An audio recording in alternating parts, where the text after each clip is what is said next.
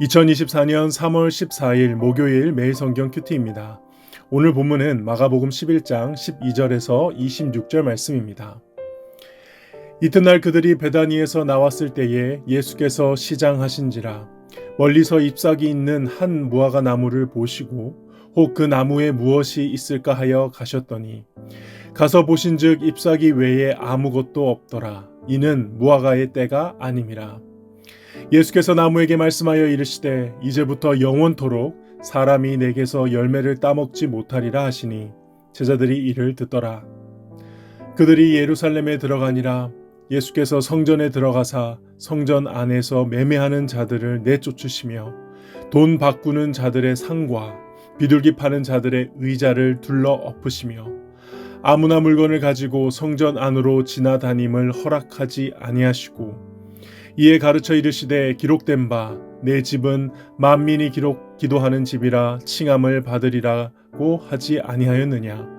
너희는 강도의 소굴을 만들었도다 하시매 대제사장들과 서기관들이 듣고 예수를 어떻게 죽일까 하고 꾀하니 이는 무리가 다 그의 교훈을 놀랍게 여김으로 그를 두려워함이더라.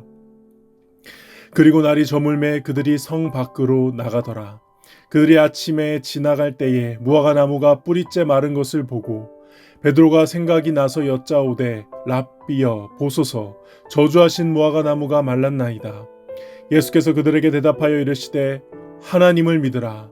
내가 진실로 너희에게 이르노니 누구든지 이 산더러 들리어 바다에 던지리라 하며 그 말하는 것이 이루어질 줄 믿고 마음에 의심하지 아니하면 그대로 되리라.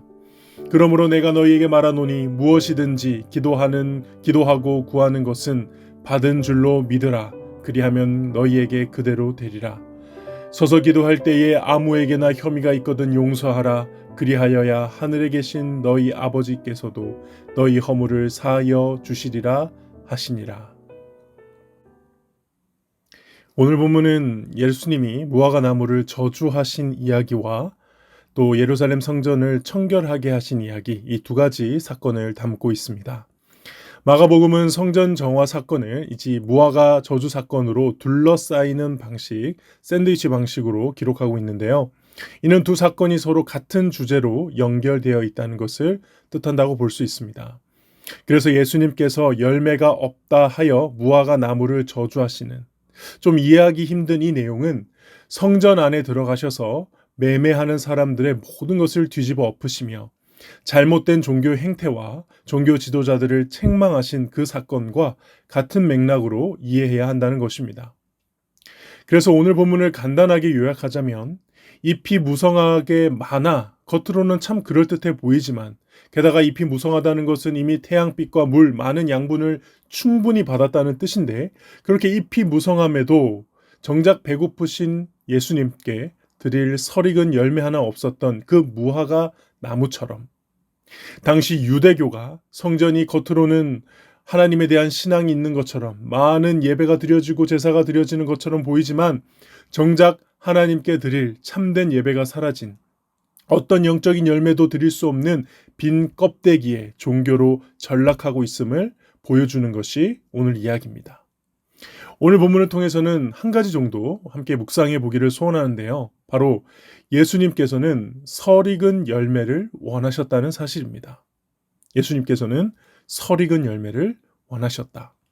오늘 본문을 잘못 이해하면 예수님이 엉뚱하게 고집 피우시는 장면으로 이해하기 쉽습니다. 아직 무화과 때가 아닌데 괜히 당신이 배고프시다고 하여 열매 없는 것을 이렇게 책망하시다니 예수님 좀 성격이 이상하신 것 아닌가 라고 생각할 수도 있는데요. 그러나 그건 우리가 이 팔레스타인 지역의 무화과 나무에 대해서 그 열매에 대해서 잘 몰라서 그렇습니다. 당시 그 지역의 무화과는 1년에 2번 열매를 맺는데요. 3월과 6월 사이에 이제 여름 무화과가 열리고요. 그리고 8월과 10월에 겨울 무화과가 열립니다. 예수님이 지금 6월절을 앞두고 있으니까 4월쯤 되겠고요. 그러면 지금 예수님은 아직 설 익었지만 여름 무화과를 발견하시는 게 정상입니다. 지금 열매가 없으면은 나중에 여름 무화과를 열매를 맺을 수가 없는 거죠. 그러니까 예수님은 비록 완전하게 익어서 맛있게 먹을 수 있는 그런 무화과를 원하셨던 그런 무화과는 아니지만 적어도 설익은 무화과라도 그 열매 자체를 보기를 원하셨던 것입니다. 저는 이 사실이 굉장히 깊게 제 마음 가운데 울림으로 다가옵니다. 왜냐하면 보통 우리는 열매라고 하면은 완전하게 익은 먹을 수 있는 것만 열매라고 생각하기 쉽습니다. 우리가 먹는 과일도 그렇고요.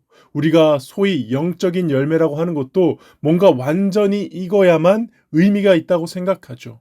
그래서 우리가 하는 하나님의 일도 무언가 완벽하게 열매 맺는 것은 곧 가시적으로 많은 사람들이 모이거나 막 눈물로 회개한다거나 하는 이런 가시적인 어떤 완벽한 열매가 되어야 된다고 생각한다는 겁니다. 근데 예수님은 정작 지금 이 순간 그 설익은 열매 그 자체를 바라셨다는 겁니다. 예수님한테는 열매가 얼마나 익었느냐가 중요한 게 적어도 이 순간은 아니셨습니다.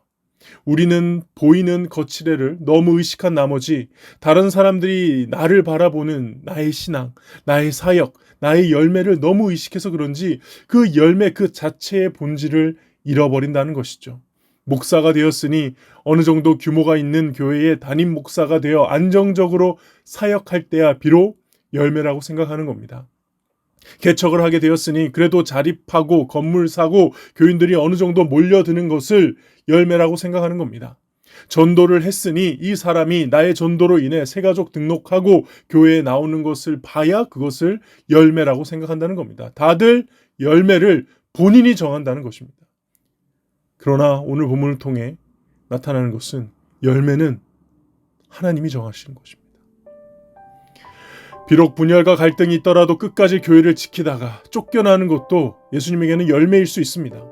개척을 하고 나서 여전히 변변찮은 건물 하나 없이 힘들게 사역하지만 맡겨주신 그 한두 명을 위해 최선을 다하는 것도 예수님이 원하시는 열매일 수 있습니다. 전도할 때마다 거절받고 거부받고 그래서 내 눈으로 결신하는 사람을 보지 못한다 할지라도 계속 전도의 자리에 나아가는 그 자체가 예수님이 원하는 열매일 수 있다는 것입니다. 열매는 하나님이 정하시는 것이지 내가 정하는 것이 아닙니다. 아직 한창 교회에서 훈련 중이다 할지라도 아직 교회에서 이렇다 할 만한 주님을 위해 이룬 것이 없다고 여긴다 할지라도 매일 넘어지고 일어서고 몸부림치며 하나님 앞에 나아가는 그 모든 것을 우리 주님은 우리 모습 그대로 있는 그 자체로 열매로 여겨주시고 받아주실 줄 믿습니다. 그러므로 내 멋대로 판단하는 열매, 그것을 위해 억지로 수고할 필요가 없습니다. 그저 하나님의 말씀의 밭에 뿌리 내리고 하나님의 은혜의 비를 구하며 주님의 빛을 바라보며 주어진 환경에서 최선을 다하는 것, 그것이 우리가 해야 할 일입니다. 사랑하는 동역자 여러분, 지금 주님께서 나라는 무화과 나무에 성큼성큼 오셔서 열매를 요구하신다면 그래도 드릴 수 있는 나의 열매는 무엇인가요? 주님, 저는 부족하지만 보잘것없지만 저는 이렇게 주님을 믿으며 주님 앞에 충성했습니다. 아직 온전히 익진 않았지만 원하신다면 지금 익었다 주님께 드리겠습니다. 주님, 받아주시옵소서. 이렇게 고백할 수 있는 저와 여러분 되시기를 주님의 이름으로 축복합니다. 기도하겠습니다. 하나님 아버지, 저를 통해 맺으실 열매를 제가 판단하려고 했던 것 주님 용서하여 주시옵소서. 주님께서 저에게 요구하시는 그 열매가 무엇이든지 주님이 저에게 오셨을 그때에 있는 그대로 드릴 수 있도록 매일의 삶에서 말씀과 기도의 양분을 흡수하게 하시고 아무리 작은 일이라도 최선을 다하며 살아가는 저희가 될 수 있도록 주여 인도하여 주시옵소서. 예수님의 이름으로 기도하옵나이다. 아멘.